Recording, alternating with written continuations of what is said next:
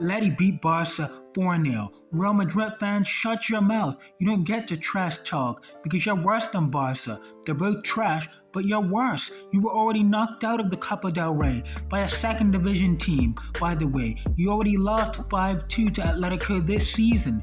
Mbappé scored the most goals in a Champions League group stage ever, and you couldn't make the top 8, and you're in the playoffs to get to the UCL knockouts right now. So shut your mouth, Madrid fans. But I've been said, both are trash. Check the video out on my channel titled Barca Clear Madrid, but neither can win the Champions League. Atleti's attacking moments were identical to when Barca conceded 7 in that tie versus Inter last season, and it doesn't matter how great the attack was. Barca scored 6 versus Inter across that tie, but they found a way to concede 7. This is a dysfunctional defense. They leave all kind of space in behind, and I'm not blaming the individual defenders as much as it's a Hansi Flick setup problem. He sets up those defenders to fail. This isn't going to win at the highest level come Champions League time, but neither are what Madrid's got going on. Let Madrid fans shut your mouth. And then you have Arsenal, drop points to Brighton. The title race is 4 points with a team that always bottles leads.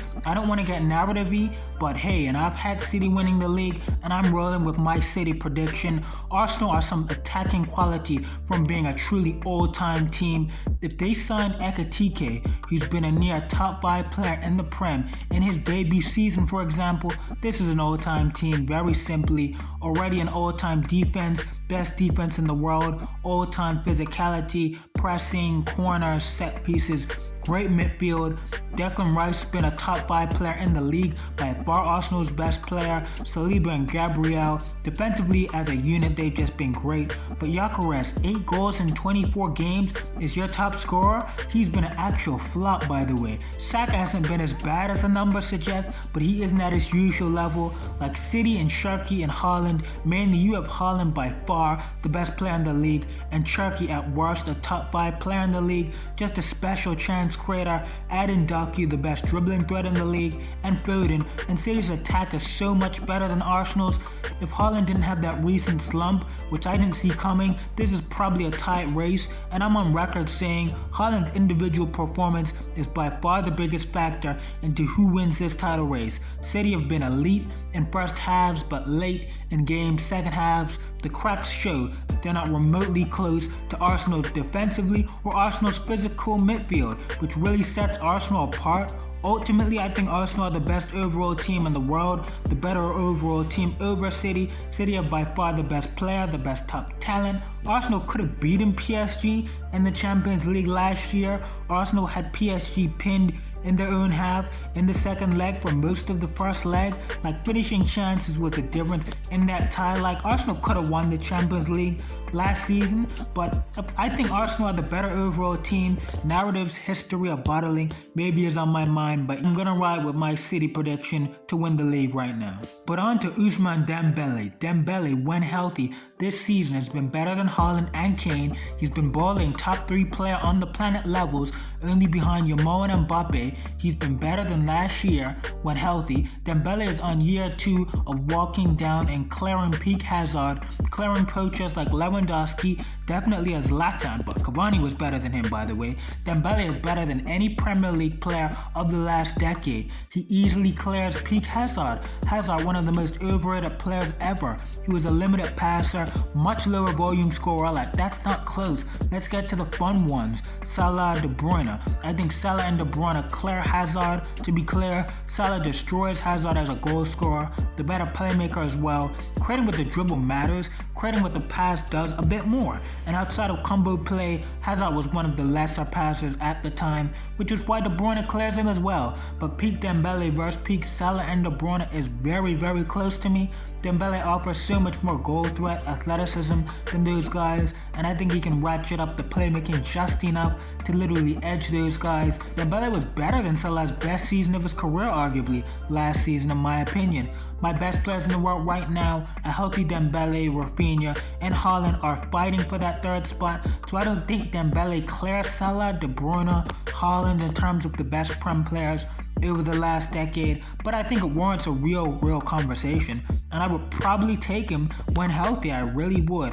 Yamal and then Mbappé would be clear 1 and 2 best in the world, by the way, if you haven't heard me on that. Bruno is playing at near top 5 levels on the planet right now. By far the second best Premier League player to Haaland this season, second best midfielder to De Bruyne. When we talk 2020's Premier League, he is closer to De Bruyne than Odegaard's ever been to him. Vitinha's not close to Bruno. Like, Bruno hasn't gotten respect because he played for a trash team, but he's an all-time great. The chance creation, the output, the big game performances, great off ball. This is a Prem all-time great, but he's peaking right now, and I definitely wanted to talk about him and give him his credit, as well as United are on the up and up, nearly won 5 straight games. That United fan guy didn't quite get his haircut, but you beat City and Arsenal. United's the best team at scoring late right now. Kobe Manu is back playing with the ball, dribbling back to his best levels now that he isn't doing defensive ships like Amram had him doing. The defense is the best it's been in a while. Like, United's got a great thing going. And I want to touch on this Mbappé narrative. Mbappé hurts Madrid, PSG, but Mbappé is the most popular person for best in the world. That's a contradiction. A player that makes you worse is a net negative player, not a positive, especially not such a positive, so much so that they're the best in the world. You can't keep saying Mbappé is the best in the world, but he also makes Real Madrid and PSG worse. Pick one or the other. It's either Mbappé is not a top 10, 20, 50 positive player in the world, or Mbappé is a top 3, top 2, top 1 positive best level player in the world. Mbappé hurts Madrid, had a record 13 goals in the group stage of the Champions League, but Madrid didn't make the top 8 and are in the playoffs fighting to make the knockouts of the UCL. So Mbappé hurts Madrid. You be the one to leave Mbappé off the top 3, 5, 10 positive players in the world. You be the one to argue. Stop contradicting yourself. Another hot take, Yamal's regressing. Everyone thinks Yamal's gotten so much better. I mean, in small games. Before the Atlético game, 5 straight games with a goal. Double-digit goals in the Liga for the first time in his career, and 19 La Liga games when he had 9 goals and a whole 35 La Liga games last season. But he's scoring against who? The allure of last season was 3 of the 4 El Clásicos last season Yamal scored in. In the Nations League in quarter and semi-final, Yamal scored in. In a Champions League quarter and semi-final, he scored in. Versus Atlético last season, Yamal scored. He was 80% of the big game scoring of a peak Messi, with the dribbling and passing, creative numbers of a peak Messi. That's just the facts of what it was. But the big game scoring is down to 0% of a peak Messi this season because he hasn't scored in any of the key games, and he's still good in these big games with the walking goat level dribbling and passing combination. The idea that he has 0 assists in big games, 0 GA, is why assist is a dumb stat. He's put chances on a platter to the Koundés, Torreses, who are blanking in these big games. Assists rely on a teammate scoring. Like, just use your eyes and chance creation stats, if anything, to measure passing and creation stuff. But to be clear, Yamal's all-time record, 1.119 big chances created per 90,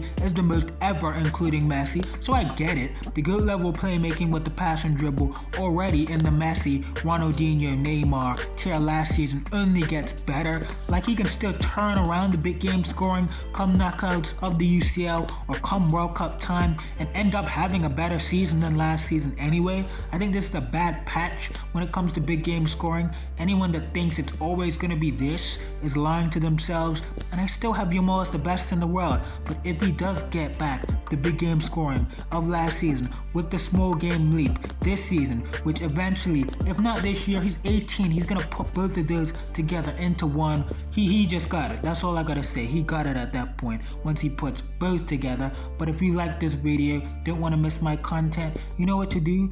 Hit the notification bell, subscribe, like, you know what to do.